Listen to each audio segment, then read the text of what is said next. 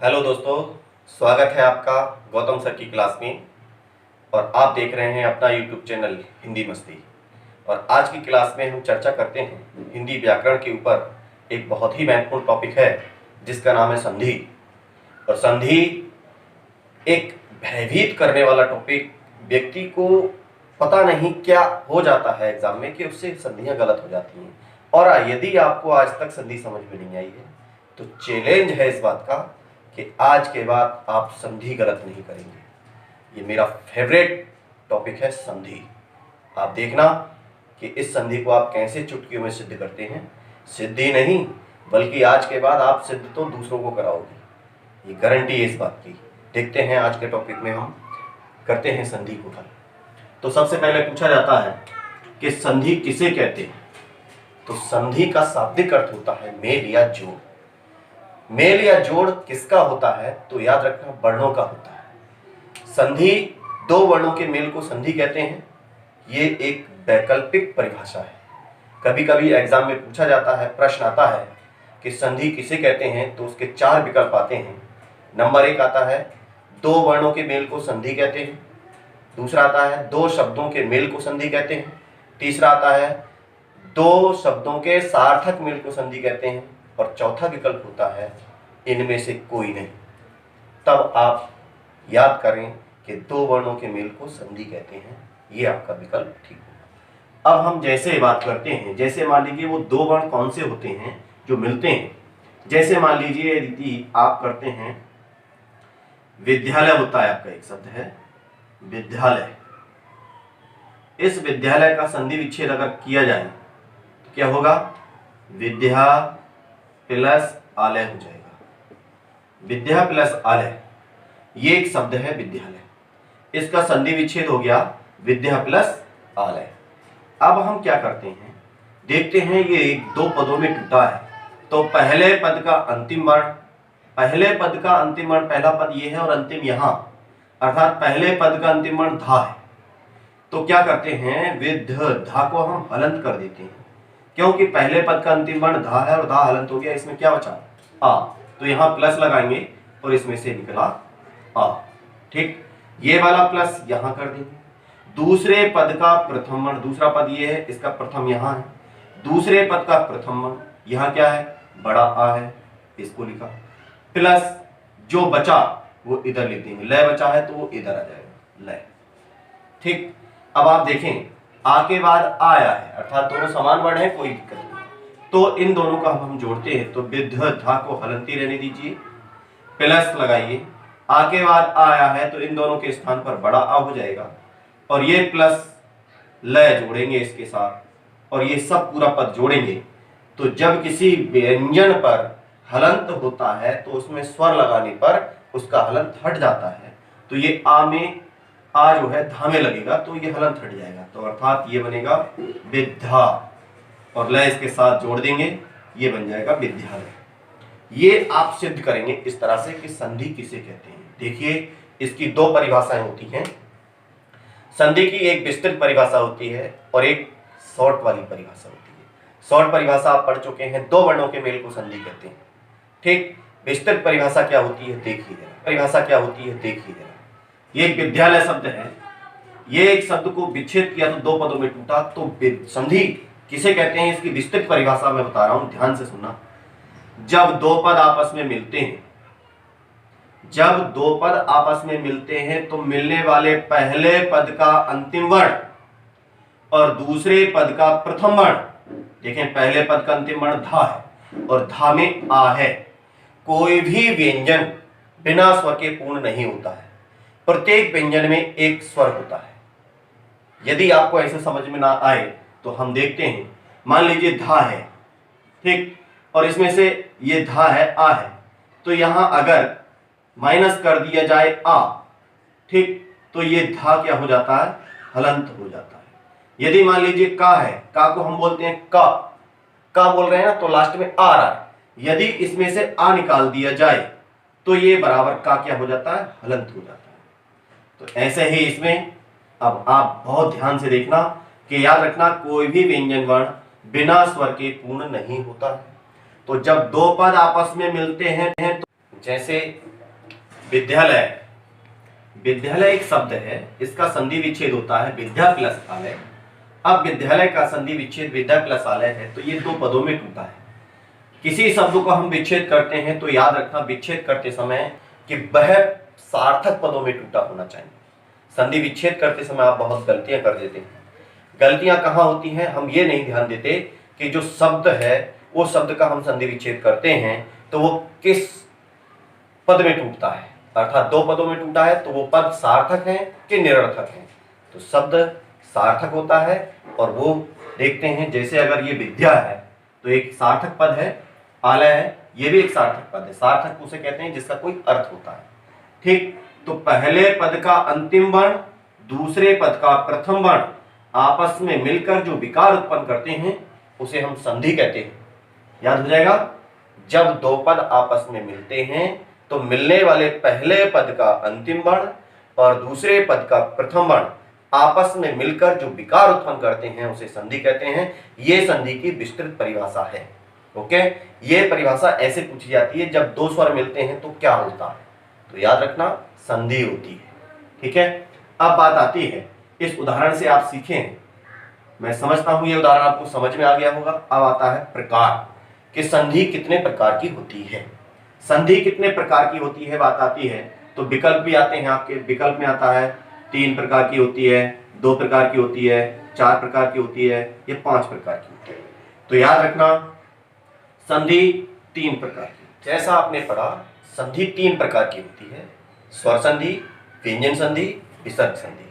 आज हम चर्चा करते हैं स्वर संधि की। स्वर संधि में क्या होता है, पूछा जाता है कि स्वर संधि किसे कहते हैं, तो जहां स्वर वर्णों का मेल होता है वहां स्वर संधि होती है। स्वर के बाद कोई स्वर आता है तो वहां स्वर संधि होती है। जैसे अब पूछा जाता है स्वर संधि कितने प्रकार की होती है या स्वर संधि के भेद कितने होते हैं, तो याद रखना इसके 5 भेद होते हैं। स्वर संधि के कितने भेद होते हैं, 5 भेद होते हैं। अब पांचों भेदों को वो व्यवस्थित क्रम भी पूछ लेता है कि स्वर संधि के 5 भेद होते हैं, कौन कौन से होते हैं। नंबर 1 दीर्घ संधि होती है, दीर्घ संधि। नंबर 2 गुण संधि। नंबर 3 वृद्धि संधि। नंबर 4 यण संधि। नंबर 5 अयादि संधि। देखते हैं, ये नंबर 1 2 3 4 5, ये 5 प्रकार होती है। स्वर संधि के 5 प्रकार हैं और पांचों को व्यवस्थित क्रम है। तो यदि इसका व्यवस्थित क्रम पूछा जाता है तो व्यवस्थित क्रम क्या है, कैसे बने, कैसे याद रहे, कभी कभी आप गलत कर देते हैं इसमें। देखें, इसकी एक शॉर्ट ट्रिक है, बहुत ही शॉर्ट ट्रिक है। इसका एक सूत्र लिखा हमने, देखें, इसको कहते हैं दीगु बर्या। दीगु बर्या, ये एक सूत्र बना दिया, याद हो गया। दीगु बर्या, दीगु बर्या, दी से मतलब दीर्घ संधि, गु से मतलब गुण संधि, व से मतलब वृद्धि संधि, या से मतलब यण संधि, अ से मतलब अयादि संधि। ठीक, ये दीगु बर्या एक शॉर्ट फार्मूला है, बहुत ही बेहतरीन है। ये यूजीसी नेट में पूछा गया था एक बार कि स्वर संधि का सही व्यवस्थित क्रम क्या है। तो स्वर संधि का सही व्यवस्थित क्रम आप दीगु बर्या याद कर लें। दी से दीर्घ, गु से गुण, वा से वृद्धि, या से यण और अ से अयादि। ओके, स्वर संधि के अंतर्गत पहला भेद आता है आपका दीर्घ। दीर्घ का मतलब होता है बड़ा, दीर्घ बड़ा, ह्रस्व छोटा। ठीक, अब बात करते हैं, कभी कभी पूछा जाता है कि दीर्घ संधि का सूत्र क्या होता है, तो याद रखना अकः सवर्णे दीर्घा। अकः सवर्णे दीर्घा, अकः सवर्णे दीर्घा किसका सूत्र है, तो दीर्घ संधि का सूत्र है। क्या होता है इस सूत्र की व्याख्या मैं बताता हूं आपको। अक एक प्रत्याहार होता है, अक क्या होता है, एक प्रत्याहार। इसके अंतर्गत जो वर्ण आते हैं अ इ उ ऋ और एक लिरी, ये अक प्रत्याहार के अंतर्गत वर्ण आते हैं। ठीक, इन्हीं को मूल स्वर कहा जाता है। अब आप देखते हैं, जैसे मान लीजिए अक प्रत्याहार में जो वर्ण आते हैं आ इ उ ऋ लिरी, यदि देखा जाए आ के बाद आ आए तो उसका दीर्घ हो जाता है, बड़ा आ हो जाता है। ई के बाद ई आए तो बड़ी ई हो जाती है। ऊ के बाद ऊ आए तो बड़ा ऊ हो जाता है। ठीक, एक बात याद रखना, ये दो वर्ण है रिरी और लिरी, ये दोनों सावर्ण संज्ञक कहलाते हैं। कई बार एग्जामों में पूछा जाता है रिरी और लिरी क्या कहलाते हैं, तो याद रखना सावर्ण संज्ञक कहलाते हैं। सावर्ण संज्ञक दोनों, ये रिरी है, ये ला के नीचे लगी है वो यही है, इसलिए दोनों का एक ही उदाहरण से काम भी चल जाता है। उदाहरण के लिए यदि हम आपको बताएं, जैसे मान लीजिए हिमालय होता है, हिमालय शब्द का संधि विच्छेद क्या होता है, तो इसका होगा हिम प्लस आलय। हिमालय शब्द का संधि विच्छेद हो गया हिम प्लस आलय। अब वही सिद्ध कर रहे हैं आप, पहले पद का अंतिम वर्ण क्या है, तो पहले पद का अंतिम वर्ण, पहला पद है हिम, इसका अंतिम पद माँ है और माँ में क्या है, आ है, तो हिम लिखेंगे हम और माँ को हलंत कर देंगे, प्लस लगाएंगे, इसमें से आ निकलेगा। ठीक, ये वाला प्लस यहां रहेगा। दूसरे पद का प्रथम वर्ण बड़ा आ है, ठीक, और जो बचा वो इधर प्लस में लिख दिया, लय बचा तो इधर लिख दिया। अब देखते हैं आ के बाद आया, चाहे बड़ा आ इधर होता या छोटा आ इधर होता, या दोनों ही छोटे आ होते या दोनों ही बड़े आ होते, लेकिन इसका होगा दीर्घ। कैसे, ये देखिए अकहा सवर्णे दीर्घ, अक प्रत्याहार के बाद इसी के समान कोई वर्ण आता है तो उसका दीर्घ हो जाता है, तो इसी के समान वर्ण आया है। देखते हैं कैसे, हिम को आप ऐसे ही रहने दें, हिम प्लस आ के बाद आ है तो इसका दीर्घ हो जाएगा बड़ा आ प्लस लय। अब आप देखें इसको मिलाएं तो माँ में आ लग जाएगा, माँ में आ लगेगा तो हलंत हट जाएगा, तो हो जाएगा हिमा और लय ऐसे ही जुड़ जाएगा, हो जाएगा हिमालय। ऐसे सिद्ध करते हैं। एक उदाहरण और देखते हैं, जैसे होता है विद्या अध्ययन, विद्या अध्ययन, विद्या अध्ययन का संधि विच्छेद क्या होगा, तो करेंगे विद्या प्लस अध्ययन, ये होता है विद्या प्लस अध्ययन। अब यहां पर कई तरह से प्रश्न पूछे जाते हैं। ये कहता है विद्या अध्ययन में कौन सी संधि है, तो याद रखना बड़ा आ आया है, दीर्घ संधि है। हिमालय में कौन सी संधि है, तो हिमा आया है, दीर्घ संधि है। हिमालय का संधि विच्छेद क्या होता है, तो हिम प्लस आलय होता है। विद्या अध्ययन का संधि विच्छेद क्या होता है, तो विद्या प्लस अध्ययन होता है। ऐसे ही यदि इसको भी सिद्ध करें तो ऐसे ही होगा जैसे ये हुआ है। ऐसे मान लीजिए, जैसे बहुत से उदाहरण आपके सामने आएंगे, आ के ई के बहुत से आएंगे, लेकिन आ के उदाहरण से आप समझ गए होंगे कि हाँ कैसे होगा। जैसे अब ई की बात आती है तो ई में क्या होता है, जैसे कवींद्र होता है, कवींद्र का संधि विच्छेद क्या होता है, तो इसका संधि विच्छेद होता है कवि प्लस इंद्र, कवि प्लस इंद्र होता है। तो वही पहले पद का अंतिम वर्ण, तो पहले पद का अंतिम वर्ण क्या है, पहला पद है कवि, कवि ई आ रही है ना लास्ट में, तो क और वाह हलत कर दीजिए, इसमें से निकलेगा ई, कवि, ये प्लस यहां आ जाएगा। दूसरे पद का प्रथम वर्ण ई है, ई हो गया, प्लस जो बचा वो इधर लिख दीजिए, आधा ना और उधर लिख। ठीक, अब हम देखते हैं ई के बाद ई आई है, ठीक, चाहे बड़ी ई होती या छोटी ई होती, इससे कोई वो नहीं, तो दोनों को मिलाएंगे तो बड़ी ई हो जाएगी, अर्थात दीर्घ हो जाएगा। तो कब ऐसे ही लिखें आप, प्लस ई के बाद ई आई है तो इसका दीर्घ हो गया, प्लस आधा ना और द्र ऐसे ही रहने दें, और आप सब जोड़ दें तो वह हलंत है, इसके आगे ईश्वर है, तो क और बा में ई जोड़ेंगे तो बड़ी ई इधर से लगती है, आदाना और द्राई हो गया कवींद्र। वेरी गुड, ऐसे सिद्ध करते हैं। लेकिन आपको इतना नहीं करना है, यदि यहाँ तो हम सिद्ध करना सीखते हैं और सीख गए एक बार तो दोबारा पढ़ने की आवश्यकता नहीं पड़ेगी। ये बहुत ही महत्वपूर्ण टॉपिक है।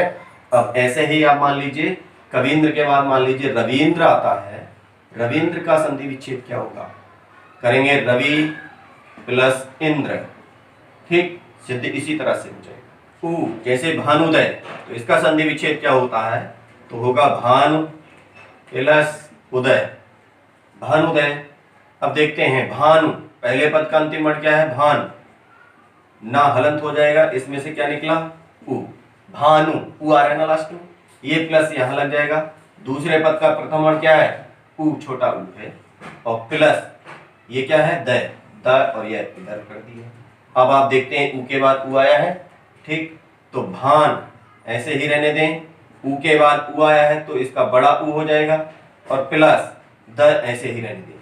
अब आप इसको जोड़ें तो क्या बनेगा, ना हलंत है, इसके आगे बड़ा उ है तो बड़ा उ लग जाएगा, हलंत हट जाएगा, और द इसके साथ जुड़ जाएगा, तो बन गया भानुदय।